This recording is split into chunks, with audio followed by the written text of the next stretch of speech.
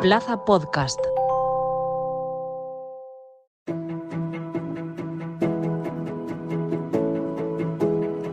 El Senado de Alicante Plaza.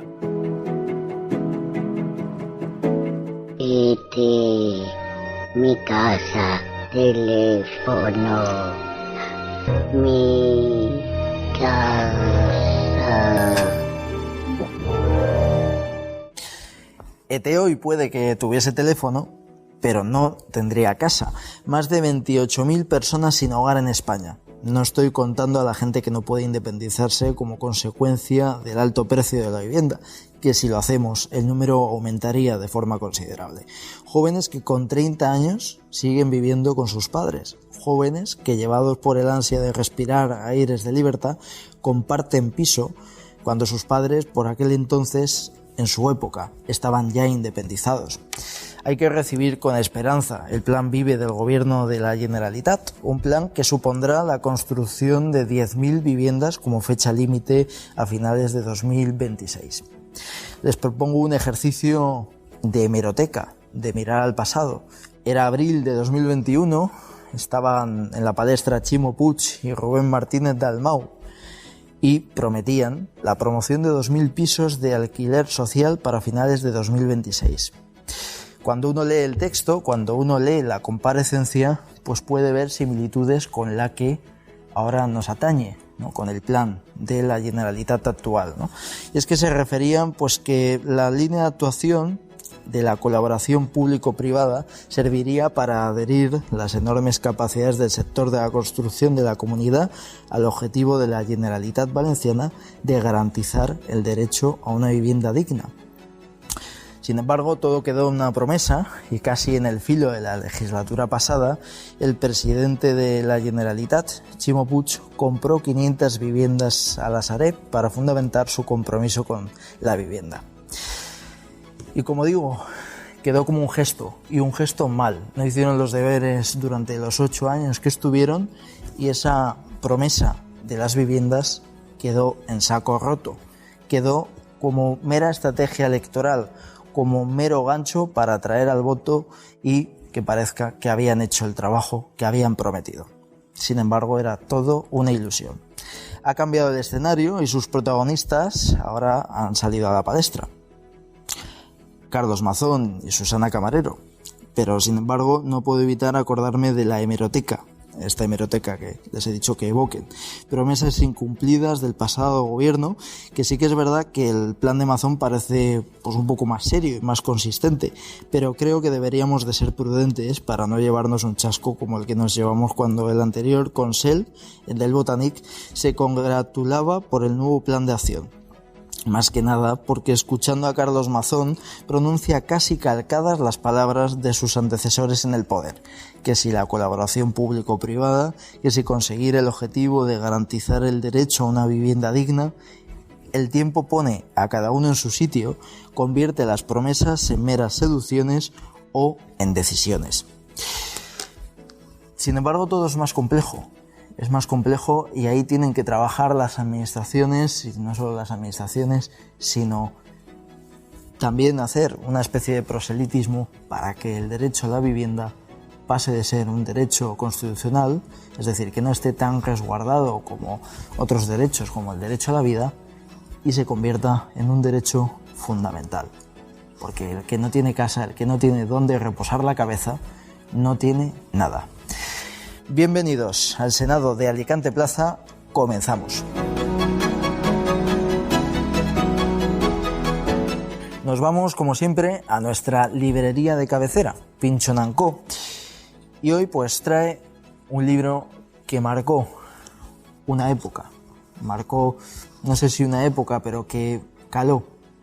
Tanto es así que a su autora, el Gobierno de España, en el 2021 pues la animó a dar una ponencia sobre la vivienda y sobre la situación precaria de los jóvenes. Me estoy refiriendo a Nayeli Simón y a su libro Feria, un libro en el cual pues cuenta con nostalgia y tirando pues de esa hemeroteca que un servidor pues hacía mención en el editorial, pues de cuando los padres pues con 20 y tantos años ya podían comprarse una casa, y hoy en día pues un joven de 20 y tantos años bastante tiene con poder independizarse compartiendo piso. Y es pues un libro fundamental para entender los cambios. Evidentemente tampoco podemos caer pues en el romanticismo y en divinizar pues un pasado, pero sí que es verdad que dada la situación que vivimos hoy en día, pues es lógico que se mire pues esos tiempos pasados, que sí que en el aspecto de la vivienda y en el aspecto de la riqueza de los jóvenes sí que fueron mejores. Tenemos tiempo de tertulia y hoy pues me acompañan Ramón Martínez. ¿Qué tal? Muy buenos días, encantado de estar aquí. Igualmente, ¿todo bien? Todo bien, todo bien. Empezar un nuevo día, como dice aquí, para mí recién amanecido y con muchas ganas de participar en esta tertulia. No, además un valiente porque vienes de guardia, ¿no? Me has dicho. Sí, he salido a las 8, el tiempo de llegar a casa, una ducha rápida y una media tostada con aceite, que es fundamental. Pues gracias por estar aquí, por hacer ese esfuerzo. Gracias a vosotros por recibirme. Un placer. Y también está Alejandro Rodríguez. ¿Qué tal? Muy bien, Jorge, encantado de la invitación, de acompañaros aquí en este nuevo formato, este formato podcast, novedoso para mí. Vamos a ver qué tal. Y pues con muchas ganas de compartir y de hablar de temas que interesan de verdad. Sí.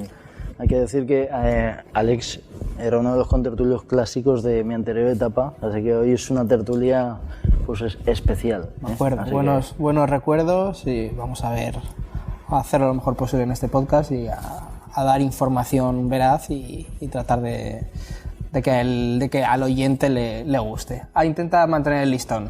Sí, no, hay que dejarse llevar, ¿no? Esa es la clave, ¿no? Y para terminar, pues está Alfonso Calero. ¿Qué tal, Alfonso? Hola, Jorge. Pues encantado de estar aquí. Primera vez aquí en tu podcast y muy contento de que hayas querido contar conmigo, la verdad. Ah, hombre, es un placer. Además, hoy me siento, la verdad, que bastante respaldado. ¿Por qué? Pues porque estoy entre un médico y dos abogados, ¿no? Es decir, que estoy cubierto por si me pasa cualquier cosa a nivel legal o a nivel de salud, ¿no? Pues sí. Que sepas que si alguien pregunta si hay algún médico en la sala, te va a tocar salir, ¿sabes? Así que estoy preparado para eso. Habrá que advertirlo, que estoy recién salido de guardia. Pues no vamos a hablar de temas de derecho ni de medicina, pero vamos a hablar de un tema pues que es trascendental, ¿no? Yo creo que es el tema de las legislaturas, ¿no? A nivel autonómico y a nivel nacional, ¿no? De hecho, creo que hoy, la semana pasada, ¿no? Cuando se está grabando este podcast, pues Pedro Sánchez se va a reunir con las patronales pues para hablar, ¿no? de el problema de la vivienda. Es un problema trascendental y recordemos pues que en España hay 28.000 personas pues en situación que no tienen vivienda, y ahí estamos pues en el caso más radical, ¿no? Las personas que están en estado de mendicidad, ¿no? Pero luego si entramos en los jóvenes, ¿no? Que seguro que nosotros conocemos bien el tema, ¿no? Nosotros tres, los jóvenes que no pueden todavía independizarse, ¿no? Que tienen pues 30 años y están todavía viviendo en sus casas, ¿no? En la casa de sus padres, y que a uno le viene a la mente pues ese sketch de José Mota, ¿no? Del hombre de 40 años pues que le despierta a su madre, ¿no? Desgraciadamente, pues eso hace 10 años o hace 20 parecía una coña. Hoy en día pues es una desgracia y hay gente que no quiere estar en esa situación, ¿no? No es por comodidad, ¿no? Quería preguntaros, ¿no? ¿Cuál es pues Hay que recordar que Carlos Mazón pues ha prometido que se va a construir 10.000 viviendas, ¿no? Y sobre todo enfocada para gente joven en el plan Vive. En concreto en Alicante pues se van a enfocar en el barrio Miguel Hernández, pero hay que decir que más de 40 ayuntamientos de la Comunidad Valenciana pues van a sumarse, ¿no? a ese plan, y seguramente ese número de ayuntamientos vaya aumentando, ¿no? Ese es el día en el cual los 40, pues cuando se hizo esta comparecencia pública, ¿no? ¿Cuál creéis que es la situación de la vivienda en España? Ramón. Bueno, creo que la visión que tenemos todos de cuál es la situación de la vivienda es prácticamente la misma, en cuanto a que no hace falta estar muy al cabo de la calle para saber que el acceso a la vivienda hoy en día está fatal. está fatal y además es un problema que no es únicamente en el régimen de propiedad al que tan acostumbrados estamos en España. Es que hasta para un mero alquiler en poblaciones limítrofes de Alicante, ya no hablo de la capital, se convierte en una verdadera odisea para quien aspira a ello, que son en teoría los jóvenes. Y por cierto, no es que ellos aspiren, es que nosotros debíamos de aspirar a que los jóvenes pudieran acceder a esa vivienda en forma titularidad o en forma alquiler, por la sencilla razón de que, hombre, yo sé que esto puede parecer un cuento del abuelo Cebolleta, pero es que es en ellos precisamente en los que tenemos que basarnos nosotros, los que ya hemos pasado el ecuador de esta travesía que es la vida. Y haciendo parangonables la situación del final del siglo XX y principio del XXI con la actual, es que no hay parangón. No hay parangón porque lo de hoy yo no lo he vivido nunca, y ya son más de 50 años los que llevo en esto de vivir, digo.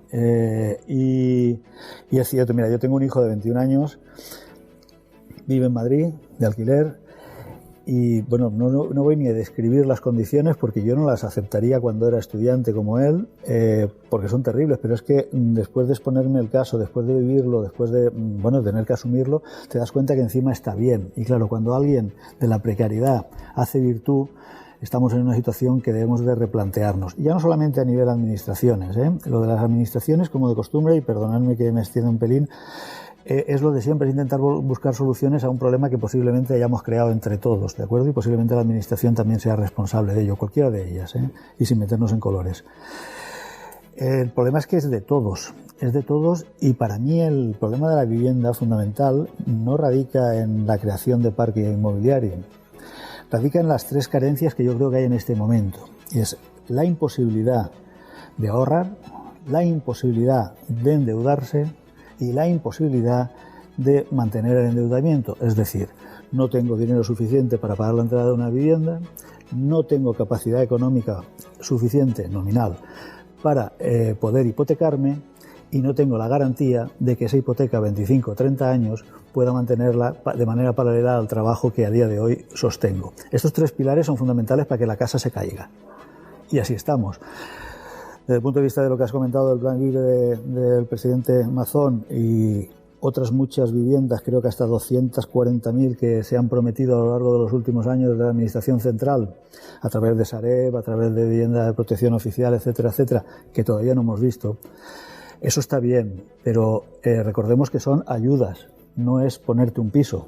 Entonces, para las ayudas tiene que haber alguien que esté en capacidad de ser ayudado. Es que no llegamos ni a eso últimamente. O sea, ¿crees que no hay una yo creo que de momento las intenciones son muy buenas, pero hace falta un tejido sobre el que construir esas viviendas, sobre todo sobre el dónde prestar la ayuda a quien precisa de esa vivienda. Una cosa es la ayuda y otra cosa es que yo te la dé. No, una ayuda precisa previamente de tener unas condiciones para ser ayudado, y esto es lo que creo que falla. Alejandro.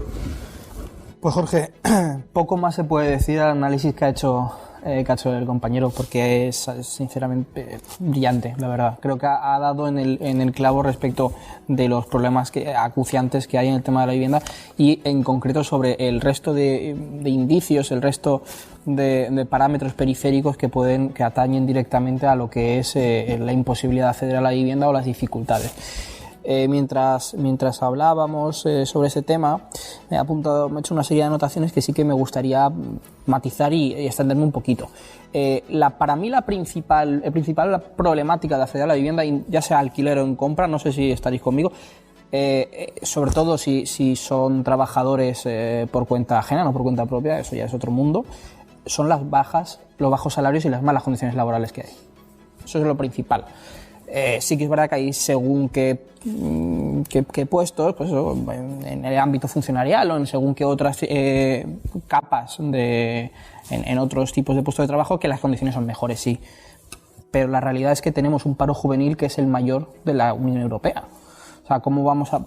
Yo entiendo que hay que hacer medidas, como propone Carlos Mazón, que por supuesto, fenomenal. Todo lo que sea colaboración público-privada para nueva vivienda, pues bienvenido sea, porque sí que hay un problema de suelo.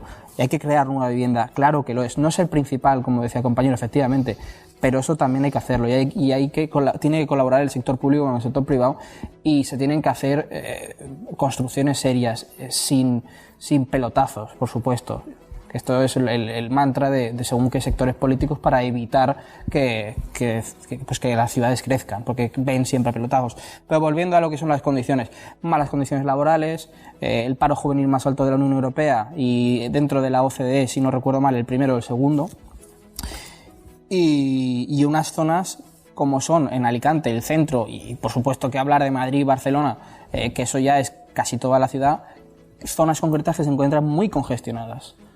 Son las llamadas zonas tensionadas, que los precios son una barbaridad. ¿Qué se puede hacer? ¿Qué puede hacer las distintas administraciones? Pues por un lado la colaboración público-privada, como propone Carlos Mazón, que veremos de las viviendas que son viviendas prometidas. Veremos cuántas de ahí se construyen, que esa es otra, que está muy bien, pero lo que se requiere, lo que subyace detrás de eso son, en mi opinión, lo que decía el compañero, las malas condiciones laborales que impiden de manera clara acceder a la vivienda en condiciones dignas. También me ha apuntado una cosa que me gustaría compartir.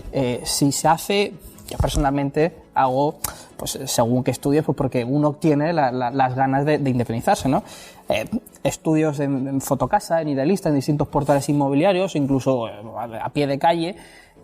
Y en cuando son nuevas construcciones, en viviendas de nueva construcción, te das cuenta de que la hipoteca te saldría mucho más barata que un alquiler. Pero tenemos el problema que nos planteaba él, que es ¿y cómo financiamos la entrada? ¿Cómo nos endeudamos? Pues malamente. Tenemos unas condiciones en general. Hablo particularmente sobre los jóvenes, pero es que no son solo los jóvenes. Eso también hay que plantearlo. Sobre los jóvenes y el resto de la sociedad. Está muy mal el mercado inmobiliario, y ya sea tanto la compra como el alquiler. Y fundamentalmente los motivos los ha aportado él, a los que yo me afirmo, me ratifico y me adhiero totalmente a lo que he planteado, simplemente añadiendo esto del tema laboral, que para mí yo creo que es fundamental también tenerlo en cuenta. Sí, el tema de independizarse no solo afecta a los jóvenes. A Puigdemont, por ejemplo, no le dejan, ¿no? Está ahí a ver si lo intenta, ¿no? Pero le cuesta. Alfonso. A ver, el problema de la vivienda en España es un problema que afecta principalmente a los jóvenes. Es un problema grave, ¿no? Lo que pasa es que yo creo que habría que ir un poco a las causas y analizar ese problema. Decía Groucho Marx que la política era el arte de buscar problemas, encontrarlos, hacer un diagnóstico falso y después aplicar soluciones erróneas. Y además entrarse en bucle después, porque esas soluciones erróneas generan nuevos problemas que requieren de nuevos diagnósticos falsos para aplicar otra vez nuevas soluciones erróneas. Yo soy profesor de Derecho Internacional Económico también en la Universidad de Alicante, y a mis alumnos el primer día siempre les explico que el análisis del derecho, pues además de hacerlo desde una perspectiva histórica, desde una perspectiva de las fuentes del derecho, a veces también conviene hacerlo desde una perspectiva económica y ver si las normas son eficaces, es decir, si son buenas para alcanzar el objetivo que persiguen, y si son eficientes, si alcanzan el objetivo con el menor coste para el Estado. Ese análisis nunca se hace, no se hace nunca. Siempre que se hace una obra pública, por ejemplo, se hacen incluso planes de impacto ambiental, se hacen programas o estudios de impacto de género, pero no se hacen estudios de impacto económico. Y eso es un problema. Yo hace poco tuve a una clienta en el despacho que quería que le redactara un contrato de donación de una vivienda en la playa de San Juan que su padre había comprado en 1978 por el equivalente a unos 1.000 euros. Y ahora se vendía esa vivienda, está en el mercado, esa vivienda se puede vender hoy día por 120.000. Ahí ha pasado algo. Y ese análisis es el análisis que hay que hacer. ¿Qué hace que una vivienda pase de valer 1.000 euros a valer 120.000? ¿No? Pues evidentemente porque hay un problema de oferta en el mercado.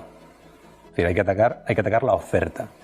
Porque si no atacamos la oferta, si no construimos más viviendas, pues evidentemente el precio de la vivienda no va a parar de subir. Pero claro, nos decimos, no, el problema de los jóvenes al acceso a la vivienda no es solamente el aumento del precio de la vivienda, también es los bajos salarios. Los salarios van subiendo en este país últimamente, y si nos centramos, por ejemplo, en el salario mínimo interprofesional por decreto, no en base a productividad. El salario mínimo en 1990 en España eran 50.000 pesetas, unos 300 euros. Pero una onza de oro valía 32.000 pesetas, unos 200 euros. Hoy el salario mínimo interprofesional son 1.200 euros y la onza de oro está en torno a los 1.800 y pico euros. Es decir, que en 1990 el salario mínimo interprofesional equivalía a 1,5 onzas de oro y hoy el salario mínimo interprofesional equivale a 0,6 onzas de oro. Entonces, ¿somos cada vez más ricos? No, somos cada vez más pobres. ¿El gobierno sube el salario mínimo interprofesional? Sí, por decreto, pero el valor del salario, el valor del dinero está bajando. Y está bajando y tenemos que ver por qué. El paro es elevado. El paro juvenil en España estaba en torno al 26%, ya es el más alto de la OCDE. En la provincia de Alicante en torno a un 33%. El salario mínimo interprofesional, estudiado desde una perspectiva histórica, podemos ver que se aplica por primera vez en Estados Unidos. Lo imponen los sindicatos para evitar el acceso al mercado laboral de todos los nuevos libertos que entraban al mercado laboral tras abolirse la esclavitud. Donde vemos que el salario mínimo interprofesional se impone por primera vez para limitar el acceso al mercado laboral. Luego, no es normal que si vamos subiendo el salario mínimo interprofesional, o sea, lo lógico, la tendencia lógica económica es que si subes el salario mínimo interprofesional, suba el paro por igual, porque los jóvenes van a tener mucho más difícil probar su valía. Te pongo un ejemplo que pone siempre Miguel Ancho Bastos. Pongamos que tengo un chalet y quiero construir un muro. Yo, para construir ese muro, puedo contratar a un obrero al que le pago 100 euros la hora. O puedo contratar a dos chicos jóvenes que están empezando y que me cobran 45 cada uno. 45 y 45, 90, me sale más barato. Contrato a los dos chicos jóvenes para que prueben su valía y vean si son capaces de construir el muro de una forma tan eficiente como ese trabajador de más de 40 años, ya normalmente sindicado, ¿no? ¿Qué pasa? Que ese trabajador de más de 40 años puede ver afectado su mercado laboral y decir, estos chicos están compitiendo y están cobrando un precio por debajo. Entonces vamos a luchar porque haya un salario mínimo de 55 euros hora. Ya no puedes contratar a dos chicos jóvenes que te construyan el muro, porque 55 más 55 son 110 y por lo tanto ya contratas al trabajador que está dentro del mercado laboral. Así es como funciona el salario mínimo interprofesional. Dos aspectos de justo lo que has comentado tú, Alfonso, ¿no? Empezabas un poco pues con las soluciones de la política, ¿no? Y es normal que exista ese escepticismo y hay que tener en cuenta que en abril de 2021, con diferentes protagonistas, ya lo he comentado en el editorial, estaba Dalmau y Puig, en este caso estaba Camarero y Mazón, pues prácticamente hicieron un plan, sí que es verdad que no tan magnánimo como es el de Carlos Mazón, este era un poco pues más a pequeña escala, ¿no? De hecho eran 1.000 viviendas, el de Chimo Puig y este son pues 10.000, pero prácticamente cuando uno lee el archivo, cuando uno lee pues la comparecencia, pues prácticamente dicen lo mismo que Carlos Mazón ha dicho hace una semana, ¿no? Que es la colaboración público-privada servirá para adherir las enormes capacidades del sector de la construcción de la comunidad al objetivo de la Generalitat Valenciana, ¿no? A que se cumpla el derecho a una vivienda digna, ¿no? Es exactamente igual, ¿no? Es decir, la primera vez salió mal, fue una promesa. ¿Quién nos dice que ahora se va a consumar? Que hay que decir que parece que es un plan mucho más serio y mucho más sobre el papel, que va a tener mucha más eficacia, ¿no? Por lo de los ayuntamientos y demás, que ya se está hablando del suelo público y demás, ¿no? Y luego otro aspecto, ¿no? Y lo saco a la mesa, cuando has comentado lo de la falta de oferta, ¿no? A mí me llama mucho la atención y ahí podríamos abrir un melón que está relacionado con lo de la visa oro, ¿no? Que es que quizá haya un problema de acaparación, ¿no? Es decir, yo recuerdo cuando el boom inmobiliario se llegaba a decir, no, es que se han construido más casas que habitantes que tiene España, ¿no? Se decía eso. Claro, ¿qué ha pasado para que estemos ahora así? Es decir, si en teoría con el boom inmobiliario la gente se emocionó construyendo casas, ¿por qué ahora no hay casas suficientes para los habitantes de nuestro país? Bueno, de todos modos, al hilo de esto último que comentas, es curioso que en España los grandes tenedores de viviendas tan solo representan un 5% del total. En Alemania es un 30 y pico, y hablo de memoria, en Francia es un 10 y pico, casi un 20. O sea que en España realmente esto no debería de ser un problema, ¿de acuerdo? El famoso debate a propósito de fondos buitres, de grandes tenedores, en teoría en España no debería ser un problema. Yo creo que está todo muy relacionado con lo que hemos empezado a hablar, que es el problema de la relación propiedad o simplemente vivienda, ya no hablo de propiedad, con retribuciones. Independientemente de que podríamos abrir, como bien ha hecho mi compañero, el melón de los salarios y entonces nos iríamos mucho del tema. Aquí hay algo que es muy claro y es lo tozudo que es la realidad. Yo creo que parque inmobiliario hay, por ejemplo, para ampliar el alquiler, para no hablar únicamente de propiedad. Hay un problema, hay dos conceptos en España que se han arraigado y siguen arraigados a pesar de que la sociedad ha cambiado. La propiedad es mía y a ver quién viene a destrozármela. Este concepto lo podéis ver en cualquier propietario que la tiene alquilada incluso y que todas las semanas reza porque no le llamen de que ha habido un desperfecto en su vivienda. No es un espíritu de emprendedor en materia de alquiler y ese es uno de los principales problemas que tiene a la hora de que se mueva el parque inmobiliario. Desde mi punto de vista no todo es la propiedad, sino es cómo se maneja esa propiedad, qué se hace de ella.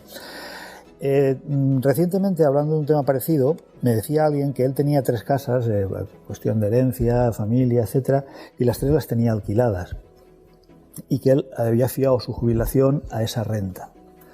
Bueno, a mí me parece, esto es un simple ejemplo que puede parecer hasta chorras dentro de lo que son los conceptos económicos que nos mueven, pero me parece un concepto muy a asumir por una sociedad, y es el hecho de que la rentabilidad de la propiedad puesta al servicio del resto puede ser tan objetiva, bueno, tan real como el hecho de tener pasivo, el hecho de tener un buen salario o lo que sea. En este caso lo fiamos todo a una jubilación. Además había un detalle muy curioso que ha comentado Alfonso, creo, que decía el hecho de que al fomentar el salario mínimo, en realidad lo que intentábamos era que la gente saliera de ese mercado para incorporarse al mercado libre, me refiero a los sueldos superiores al salario mínimo. Claro, eso estaría muy bien, pero por ejemplo, vamos a tener en cuenta, y ya en la mesa posiblemente no, pero en la sociedad no creo que haya mucha gente mayor de 30 años, de 30 a 40 años, que se lleve a casa líquido 2.000 euros al mes. Y estamos hablando de un salario mínimo interprofesional que supera los 1.100. Claro, evidentemente esta asignatura la hemos fallado. Y hemos fallado la asignatura de la jubilación. Recordemos que este país es un país de jubilados, empieza a serlo, ¿de acuerdo? Y hemos fallado la asignatura de jubilación porque tengamos en cuenta, y aquí es donde quiero enlazar con lo que es la propiedad y el alquiler, tengamos en cuenta que la pensión máxima en jubilación neto para llevarte a casa son 2.300, 2.400 euros. Bueno, me puedo confundir de 100. Curiosamente no se paga ni una residencia de ancianos con eso. Es la máxima. ¿Qué pasa? Que los hijos de esas personas, que posiblemente lleven al padre a una residencia, tienen miedo, siguen teniendo ese mismo miedo a alquilar la vivienda y acaban vendiéndola. Esto es así, vamos, es lo que yo mamo, no es ningún estudio, no está basado en ningún estudio. Eso me lleva a esa carencia de oferta, tanto en venta como en alquiler, porque se produce una especie de proteccionismo sobre lo que tengo seguro. Hemos llegado a esa sensación de el no emprendimiento desde el punto de vista del titular particular. Y claro, eso genera una carencia de vivienda que nada tiene que ver con lo que son los flujos de grandes tenedores o pocos tenedores. Yo, por ejemplo, y por personalizarlo, que entiendo más que de conceptos globales, que son mis compañeros, son mucho más duchos, yo tengo 2 viviendas de la familia, están cerradas, no están en Alicante, están en periferia, y tengo las 2 condiciones que he dicho, una el temor y otra más importante es que lo que no está en la zona tensionada se vende a la baja y entonces no lo vendo porque no lo necesito.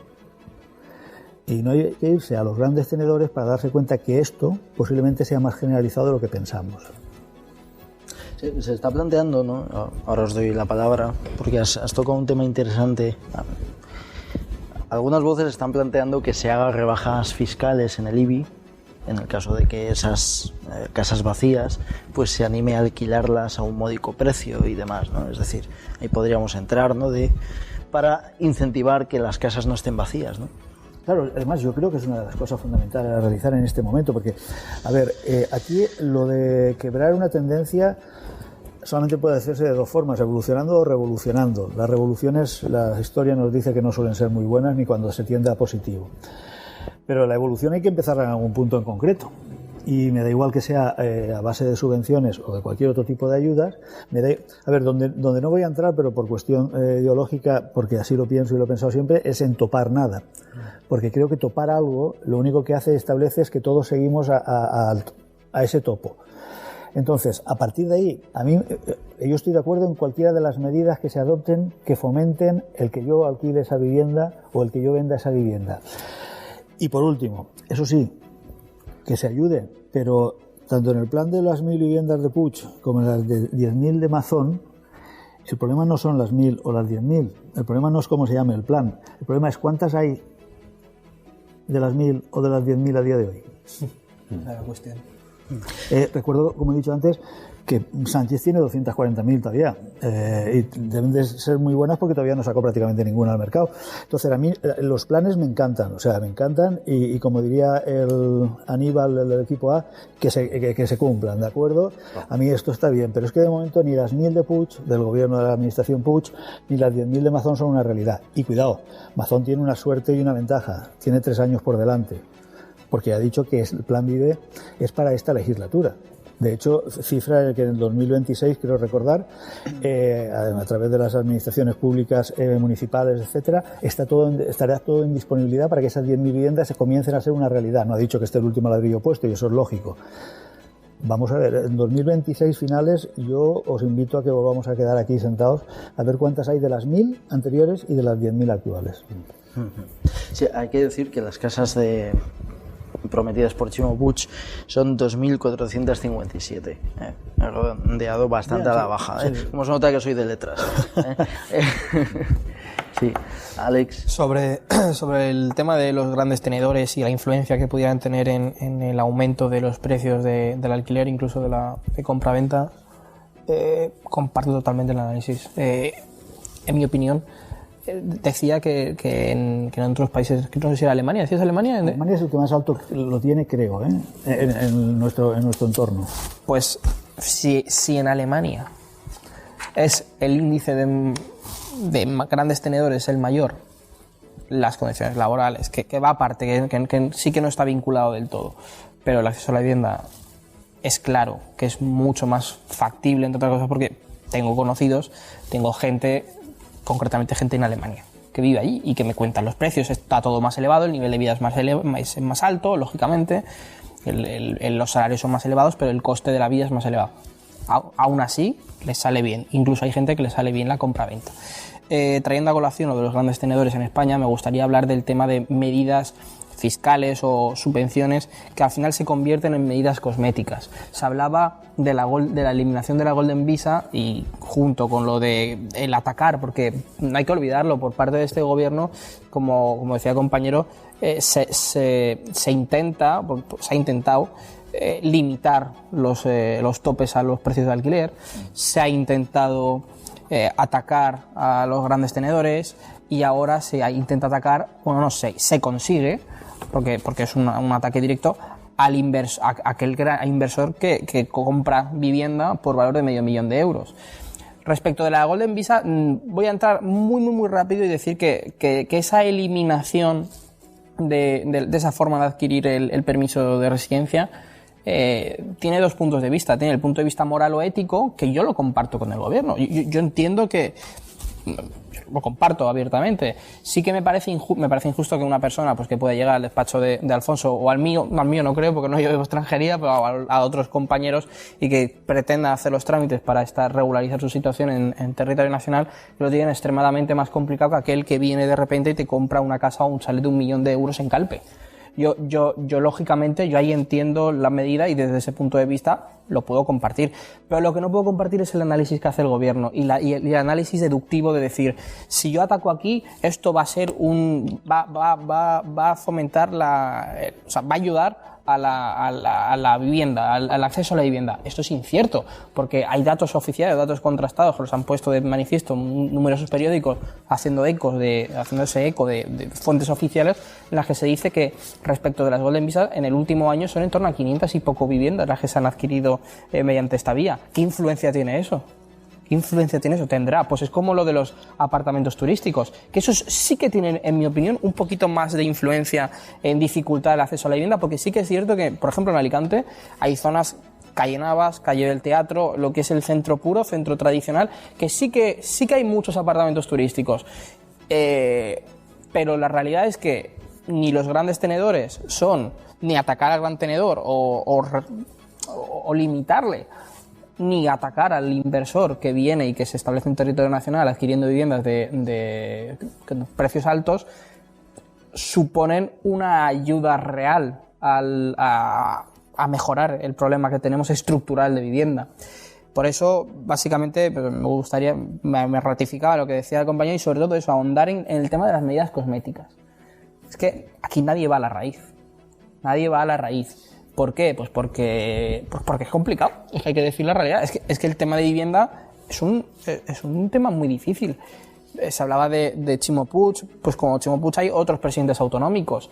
En la Comunidad de Madrid, la presidenta Ayuso ha sacado un programa de ayuda a los jóvenes para la compra de vivienda, en la que financia, si no recuerdo mal, un 80%, un gran porcentaje de lo que es la compra del inmueble en cuestión. Pues tampoco está sirviendo de mucho. 145 creo que era sí, el dato. 145, perfecto, justo porque lo estuve yo, mira, me acuerdo.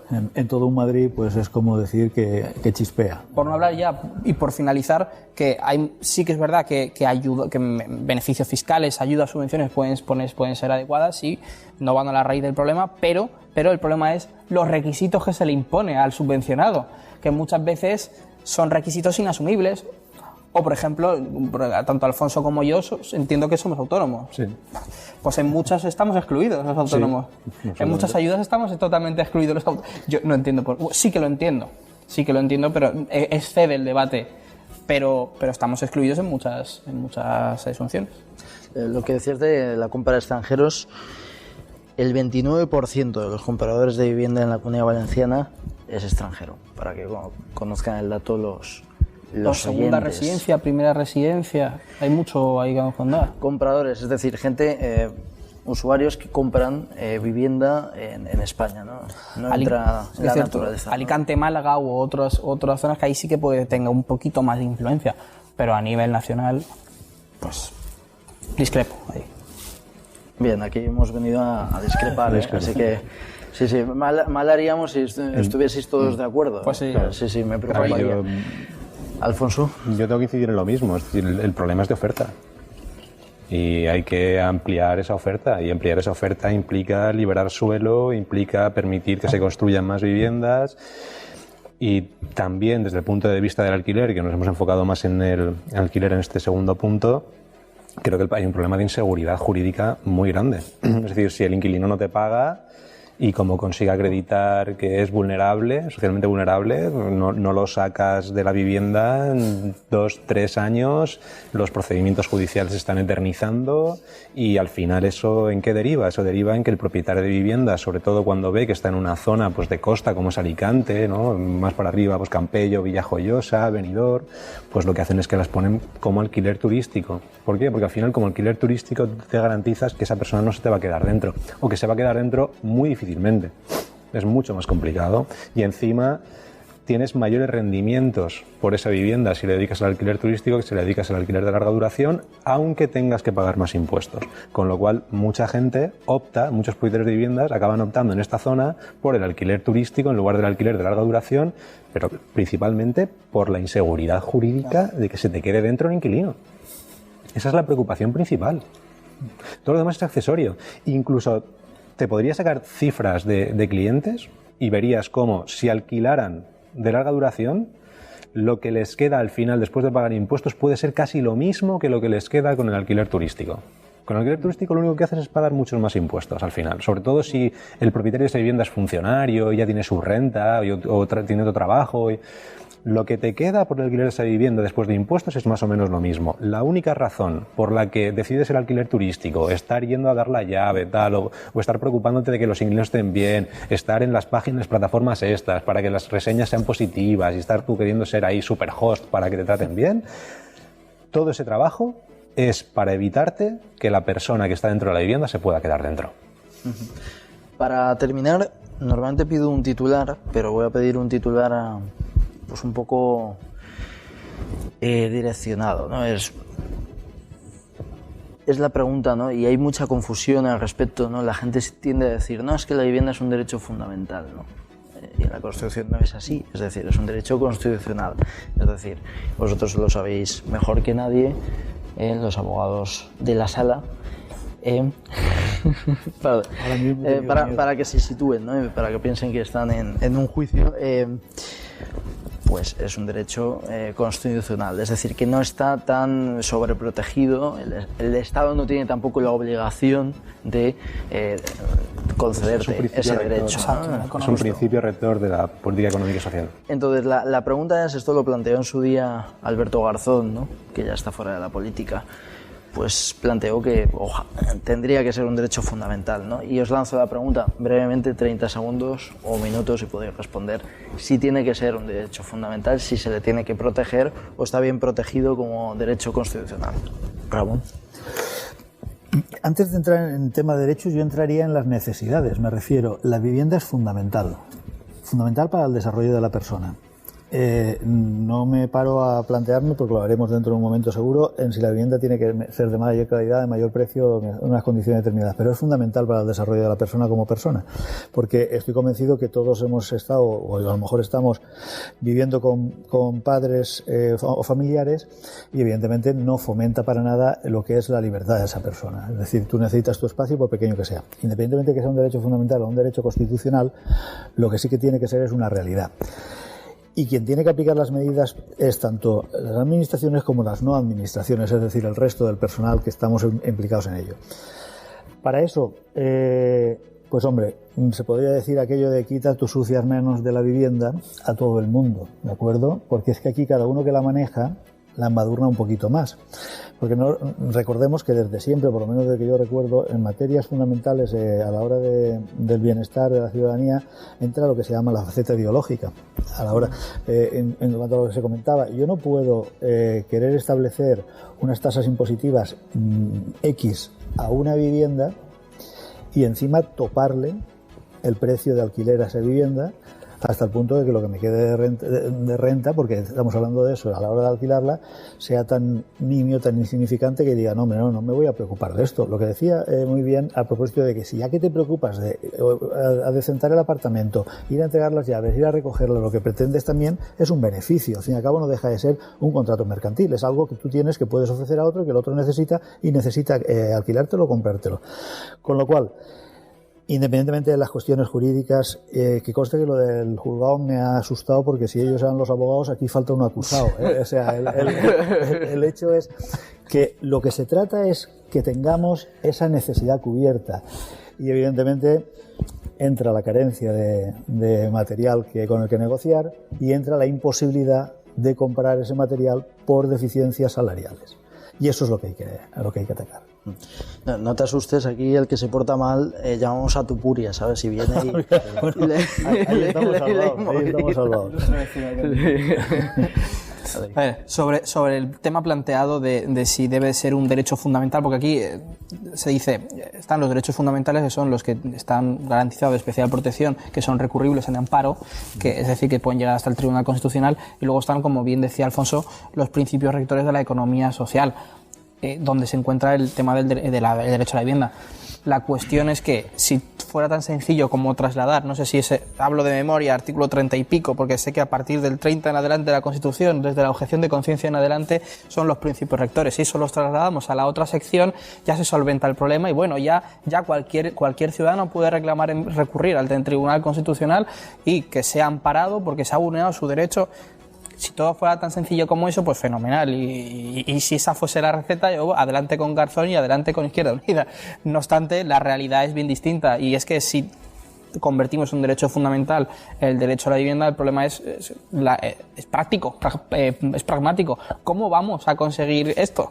Si no hay medios materiales, no hay medios humanos, es una ensoñación y es una medida ciertamente populista, como se suele por ciertos sectores ideológicos, tanto de la derecha como de la izquierda, en ambos extremos, que promueven según qué medidas populistas y que no, como decía antes, no van a la raíz del problema. En consecuencia, creo que el debate, creo que no debería ni existir el debate, más que nada por la imposibilidad de materializar ese derecho. Creo que hay dos formas de hacer las cosas. Y no voy a hablar de regulación, tope y no regulación, ¿no? Voy a hablar de regular mucho, regular poco. Son las dos formas. Si regulamos mucho, vamos a fracasar. El exceso de regulación ha sido un fracaso tradicionalmente, desde el inicio. Nos podemos remontar, hablamos del tope de precios, nos podemos remontar al edicto de Diocleciano en el Imperio Romano. Fue un fracaso. Siempre que se topan los precios es un fracaso. Siempre que hay una regulación excesiva hay un fracaso. La otra vía es la de reducir regulaciones. Y si reduces regulaciones, la oferta puede aumentar. No lo digo yo porque sí, en Argentina ha pasado. Se ha hecho una ley para quitar regulaciones al alquiler, para no topar precios en el alquiler, y automáticamente la oferta se ha disparado en el alquiler. O sea, es causa-efecto. No es una cuestión ideológica, es ciencia económica. Aplicada correctamente puede ser muy beneficiosa, aplicada incorrectamente puede ser muy perjudicial. En cuanto a si la vivienda debe ser un derecho fundamental, la vivienda no debe ser un derecho fundamental en ningún caso. Es un principio rector de la economía política y social. Está muy bien que el Estado deba garantizar una vivienda que no se la puede pagar, pero lo que debería ser un derecho fundamental, y no lo es y no está garantizado, es la propiedad. Es el derecho de que cada individuo pueda hacer con su propiedad exactamente lo que quiera, como quiera. Eso es lo que va a hacer que el precio de la vivienda se vuelva a ajustar a la ley de la oferta y la demanda, y es lo que va a hacer que las nuevas generaciones puedan acceder a una vivienda en condiciones dignas, porque la van a poder pagar. Si eliminas la Golden Visa, vas a subir la oferta en las viviendas que cuestan más de 500.000 euros. Los jóvenes vamos a poder seguir acceder a esas viviendas de 500.000 euros porque no podemos pagar 100.000 euros de entrada. No podemos pagar 20.000.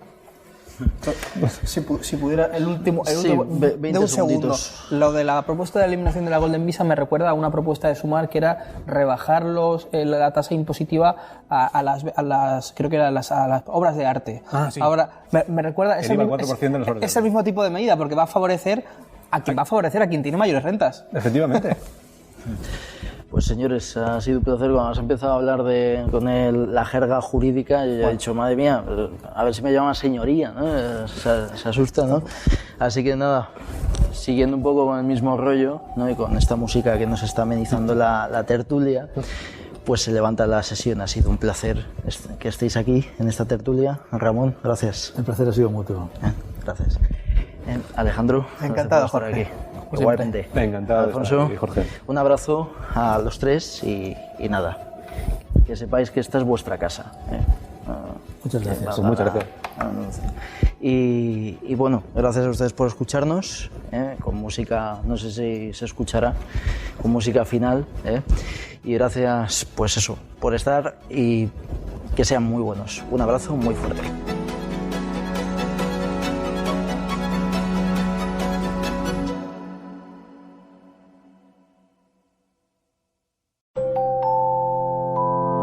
Plaza Podcast.